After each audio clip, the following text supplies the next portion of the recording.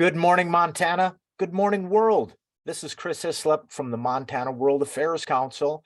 We are now on day 2 of International Careers Week, a dizzying extravaganza of international expertise coming from Montana, from the United States, and around the world into your classroom, onto your computer, to answer one of the most common questions we get as we travel around classrooms in Montana and have Montana students come to our programs. That question is commonly, how did you get the job that you do? We get that question when we bring ambassadors and diplomats and thought leaders from all around the world to classrooms in Montana. So to satisfy that curiosity, we've got International Careers Week. So Monday through Thursday this week, we're going to be meeting with 20 different people who are experiencing an international career. Now, that might be they're living in America, but working internationally, or living internationally, as our guest is today.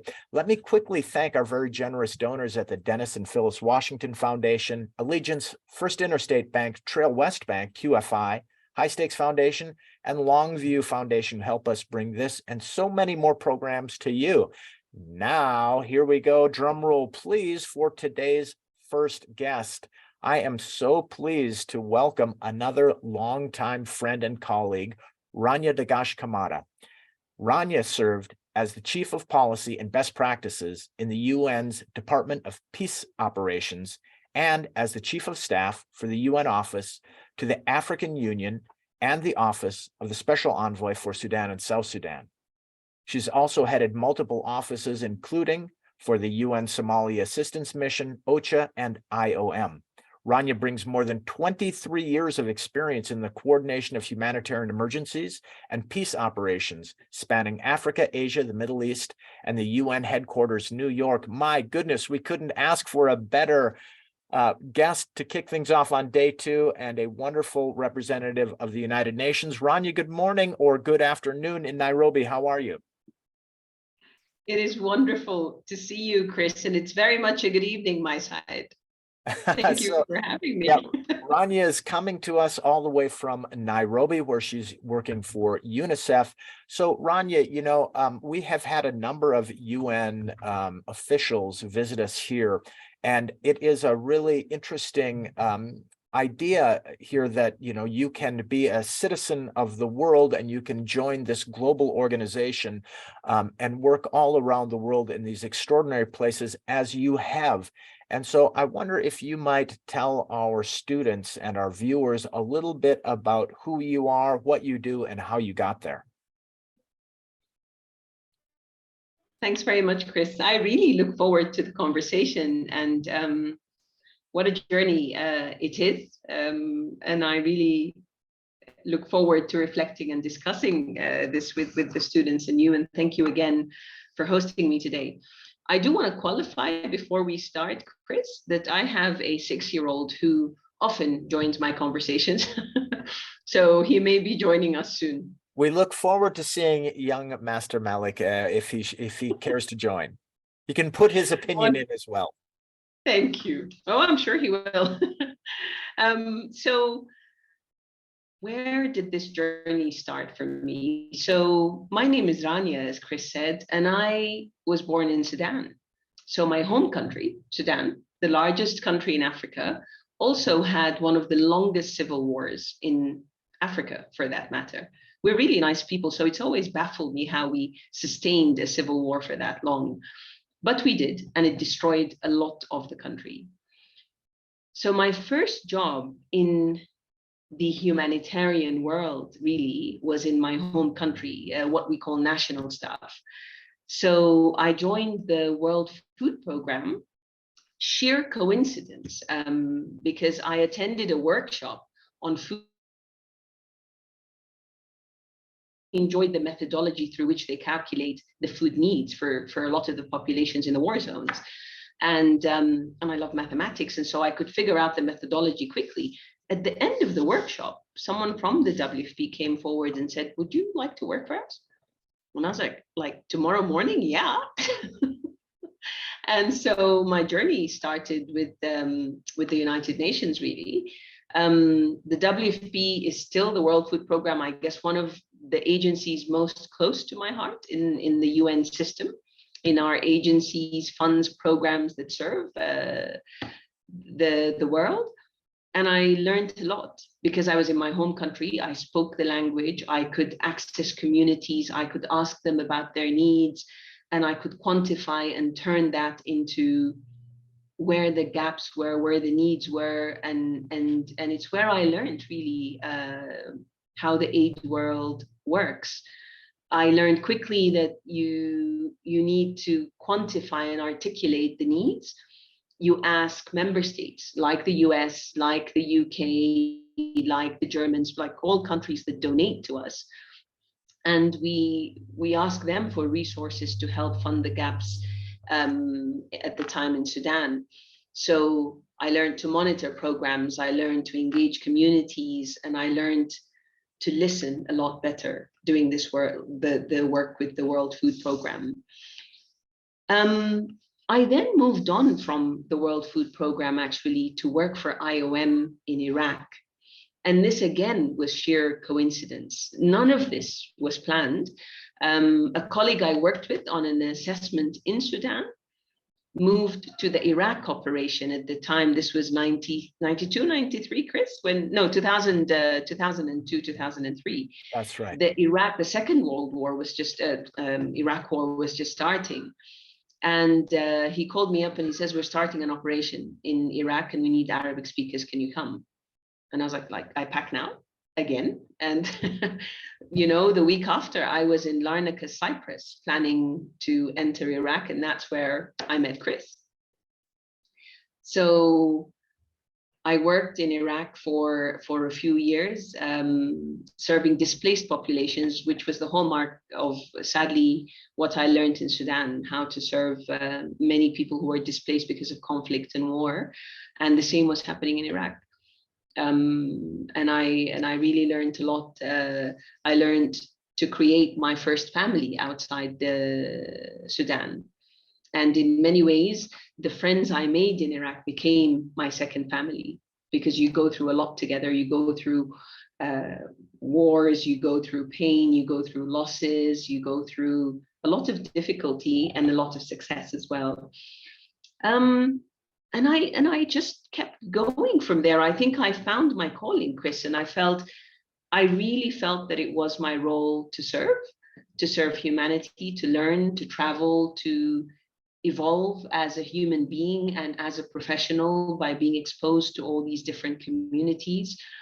And I've never looked back once.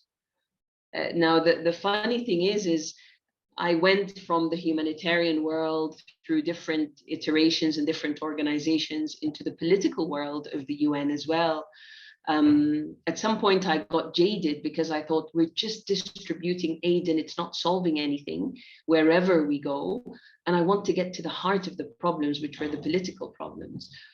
And little did I know, they were harder to crack than the humanitarian ones. And so I find myself now actually full circle back doing humanitarian work for UNICEF in Nairobi today, serving children in a region very near and dear to my heart, East and Southern Africa, which is where I'm from. So it's been an incredible evolution of me as a human, as a professional. It's been humbling, it's been incredibly rewarding and satisfying. And I wouldn't change it one bit, Chris. That is an extraordinary story, Rania. Thanks a lot for sharing those personal elements too. Now, Rania, you've got a short video that you wanted to show. Shall we go with that now? I would be grateful. Okay. So that video is from Somalia. I was there a few months ago because they're facing a drought, similar to what I understand Montana and many others are seeing across the world.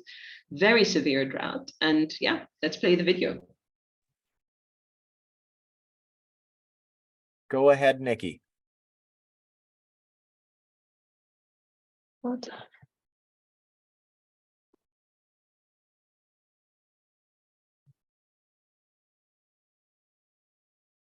I'm currently in Sida Donor Health Center an integrated health center that treats about 8,000 under 5 children and about 5,000 pregnant and lactating mothers. I sit here with Ismail and her 2 boys, Salman and Liban. They're 1 year old and she is pregnant. They've arrived from about 120 kilometers away. The children have diarrhea, they're vomiting, very weak, very dizzy.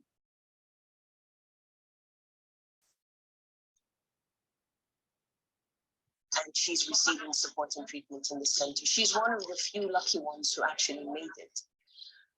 Many more are left behind and unable to reach centers like this. The drought is the reason that they have moved from 120 kilometers away. They've walked all the way here to receive services in the center. And she's one of the lucky ones who made it. Others are unable to and don't have these services. Our appeal to donors is to give us the resources to scale up and be closer to where people are affected by the drought, so they don't have to trek for 120 kilometers.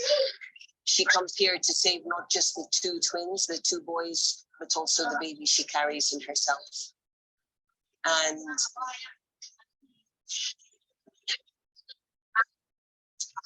I don't know what else to say.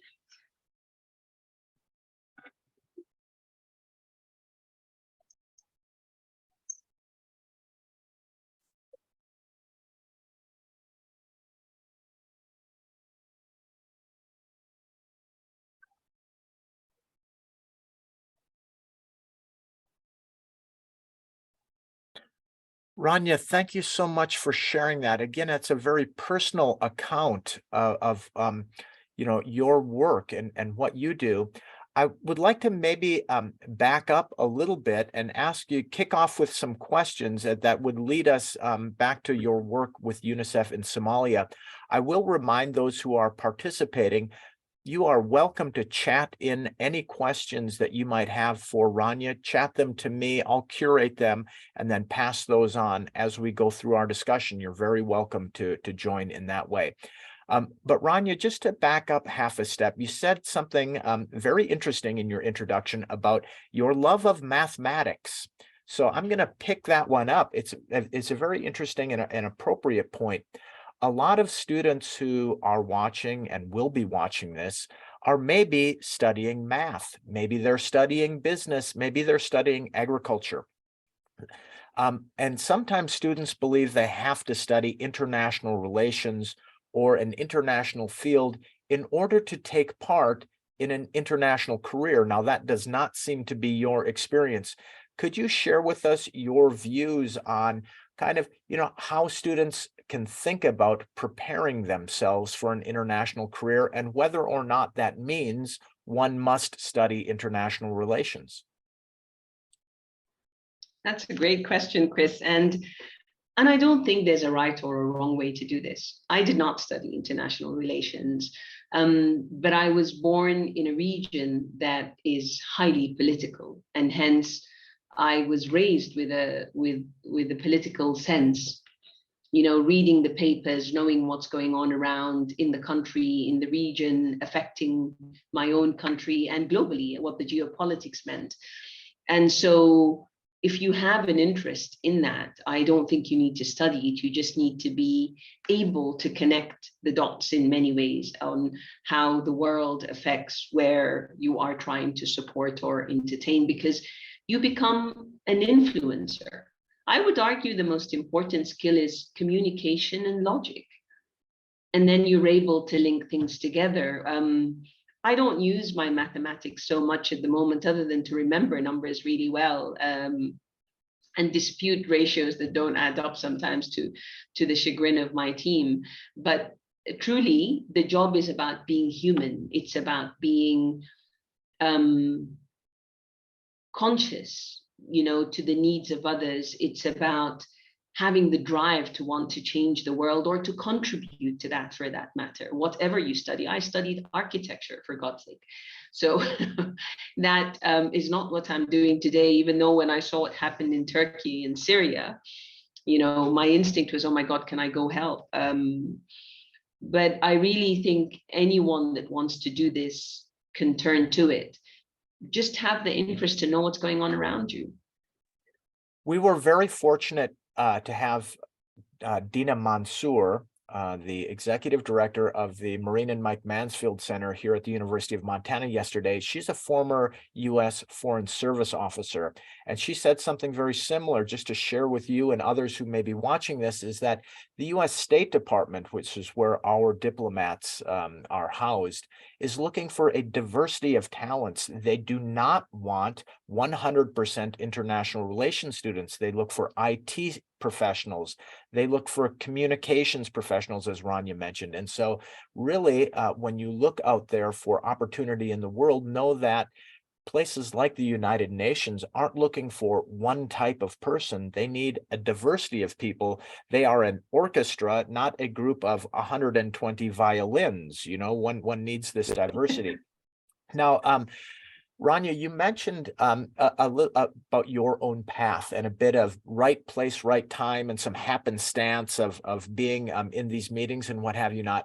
I wonder if I could dig down on that a little bit and ask you, looking back now, were there other things, characteristics of yourself, or ways in which you brought those opportunities to you, or maybe you were better prepared for those opportunities that might help the people who are watching this prepare themselves?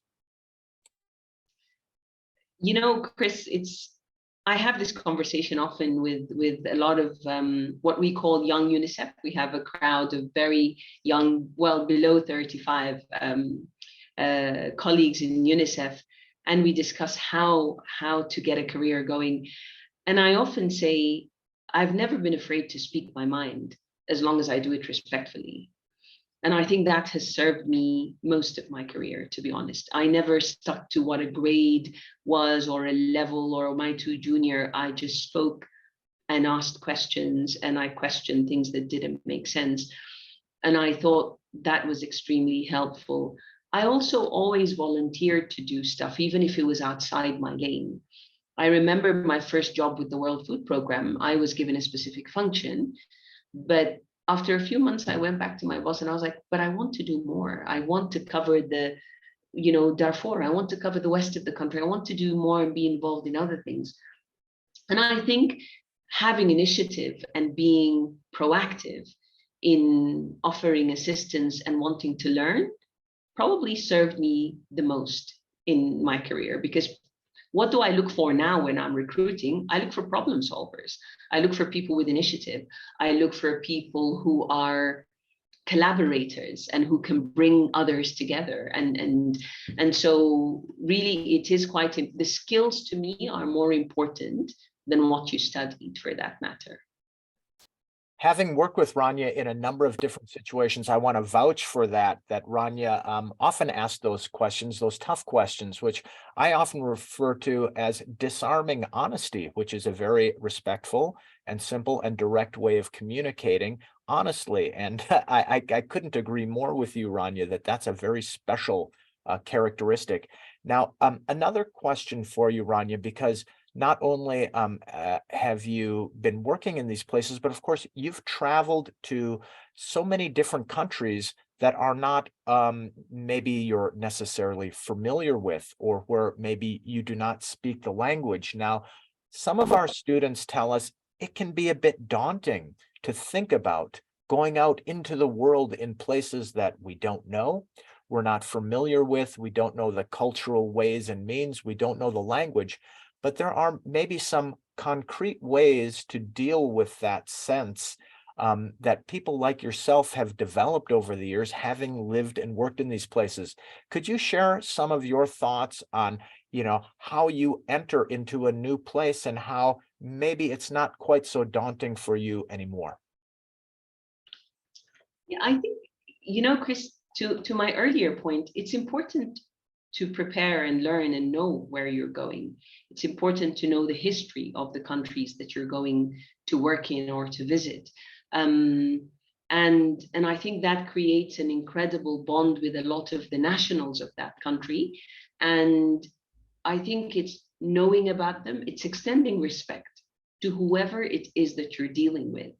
that I think breeds respect and gives you access and opens doors for you to learn. I've always found it useful to invest in knowing national colleagues, maybe because I'm biased and I was the national, but their knowledge base is incredible.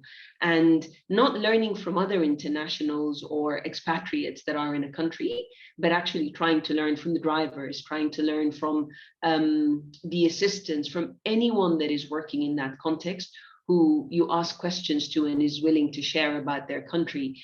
So being prepared, being humble, being respectful, I think opens doors everywhere, regardless of the language barrier. And that's easily overcome. I also think a smile and a genuine engagement is felt, full stop, regardless of what language it is that you speak or you don't. And I think that goes a long way.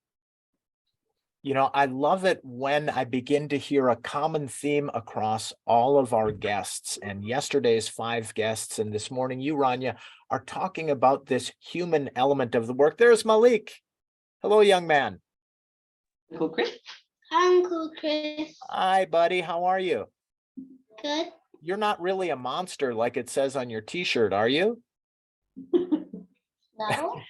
No, Malik wants to go watch Star Wars, Chris. Okay. We are absolutely fascinating with Star Wars these days. Okay, go. Okay, good to see you, Malik. For only 15 minutes. Oh, Sorry, you were saying there's No, a I was thread, just saying, Chris. it's so interesting to hear this common thread of humanity and the interpersonal engagement, which is when we're talking about international careers and we're talking about being in places with people who are not of your own, the importance of engaging people and finding out that in doing so, that engagement is returned. And that kind of lessens this daunting feeling of uncertainty.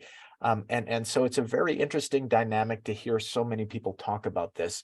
Now, Rania, I'm going to switch to a slightly more concrete question, if you will. There is a lot of Before you do that, Chris, Oh, yes, can please. I just tell you a story that was defining for me about engaging communities that we work with? I was working in my home country and we were running assessments in a conflict zone, and there were fresh camp of displaced who had just come into an area, a riverine area. And I had spent the whole day running assessments with them on what they need, what their needs are. And I was really tired. And I remember I sat with the last group of elders and I said, what is it that you really want? And one of the elders said to me, cars. We want cars. And I flipped. I honestly I wasn't coherent, I think, in how angry I got, because we're in the middle of a dump. It's muddy, it's dirty, it's rainy, cars? That's all you could think of? And I really, I was very arrogant and condescending, I must say. And I questioned, what for? And he actually said to me, very calmly, being the elder and the wise one, of course, he says, we want cars to go back home. We don't want to be here. He meant trucks, he meant whatever. He wanted to return, basically, and I misconstrued cars to mean fancy, nice cars. And I've never forgotten. This happened, Chris, in 2000, I think, or 99. Anyway, I've never forgotten that lesson, to just sit and listen and not judge and not assume and not project on communities what it is that you think they need or want. And that's been defining in a lot of what I do. A very humbling moment for sure, for a youngster at the time who thought she rocked the world, That is such a wonderful story, Rania. And I think it really brings out this idea that sure, you might feel daunted in entering into the international world. And the fact is, everybody makes mistakes. Everybody makes cultural errors. It is absolutely inevitable. But you know what? If you bring a certain sense of humor and respect to it, typically then it's understood that, you're not from this place, you're making mistakes too. So don't let that put you off. In other words, great story, Rania. Now, let me ask you, because there is so much interest in the United Nations and humanitarian affairs amongst the students we speak with, could you give us a quick, concrete rundown? If one was interested in working for the United Nations, what what must one do?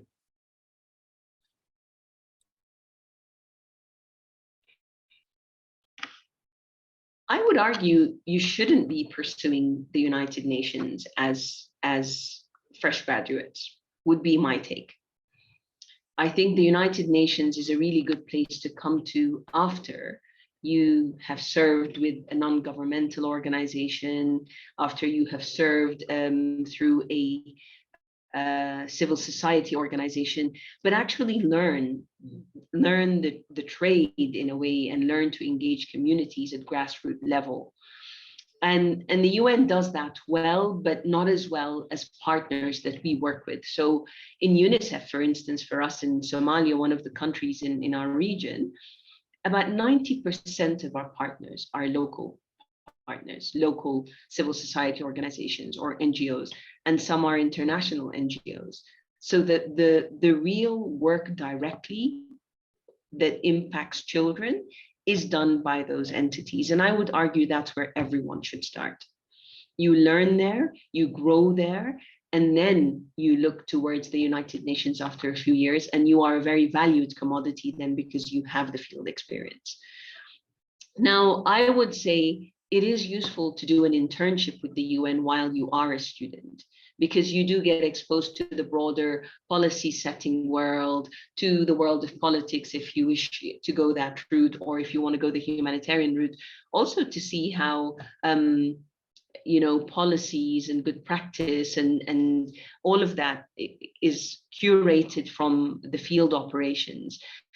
And it's great to see that, but I would say dirty your hands outside it first, and then come to the UN. And then the ways of getting in are quite technical. You on the website, you fill a very tedious form, and then you apply to all jobs from there.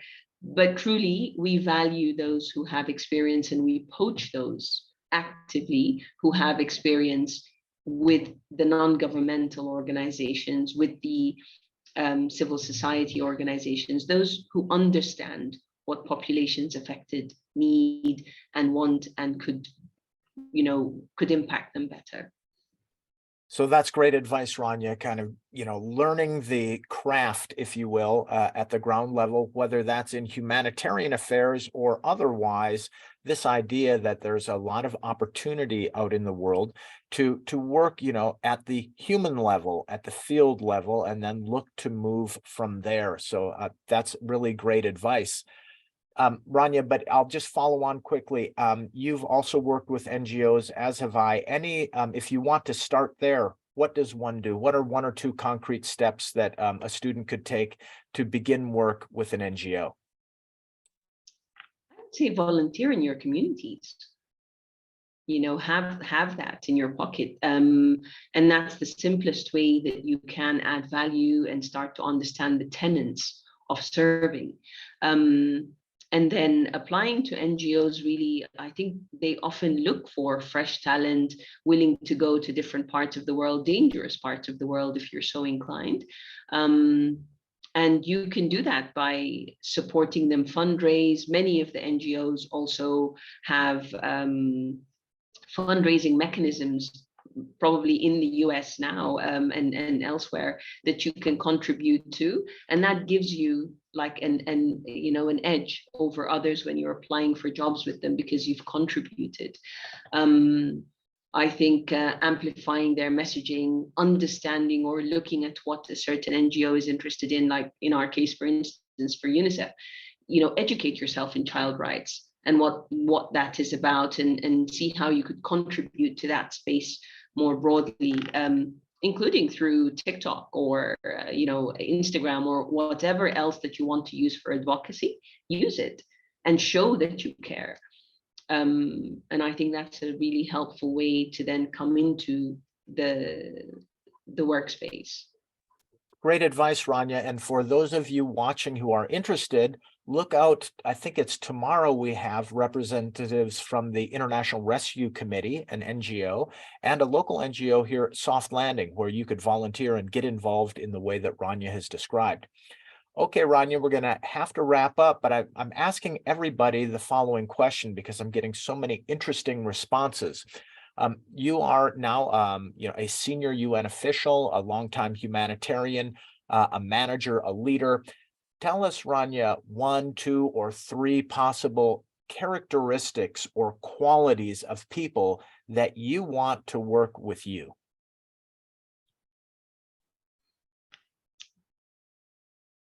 I like collaborators, Chris. I like team players. I like good listeners. And I always look for people with drive who want to make a change and who do so respectfully. So really being a proactive initiative taker, a good listener, someone who cares about others and wants to contribute with others. No, lone wolves are certainly not something I look for today. Though I think they can have their uses also. But I think everything is coming together towards teamwork and a common identity and delivering together towards a common objective. So yeah, I think there's a lot that can come under each of those for that matter. But yeah, drive, very important, and care. Well, everybody, you can take that to the bank, because few know better than Rania about, how to, get into the international world and how to succeed in an international career. Rania, we want to thank you for bringing us a slice of your life. Having your son come on, a special treat. Thank you so much. Great to see Malik.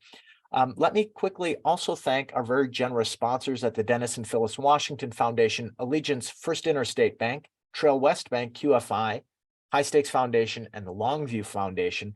They help us bring this and so many more interesting programs to you. Now, as I said earlier, it is a veritable smorgasbord of international interest the rest of today and the rest of this week. In a mere 25 minutes, we have Anna Connolly talking about international law, followed by Ambassador Lisa Kubicki. Question, do you want to become an ambassador? Answer, listen to Lisa Kubicki. That's followed by Amy Friedman, if you're interested in a career in international education and working in the many international schools around the world. Check that one out. And finally, we have 3 colleagues from the World Wildlife Fund. So if you're interested in that, join us this afternoon, and then tomorrow and the next day. My gosh, there's so many great things happening. So one last and sincere thank you, Rania. Lovely to see you again. I wish you all the best. And you, Chris, thank you so very much for inviting me today. And I look forward to seeing some of you in the field. Hear, hear. All right. Thank you. And thank you all for watching. You be well. Bye-bye. Have a lovely day. Bye-bye. Bye-bye.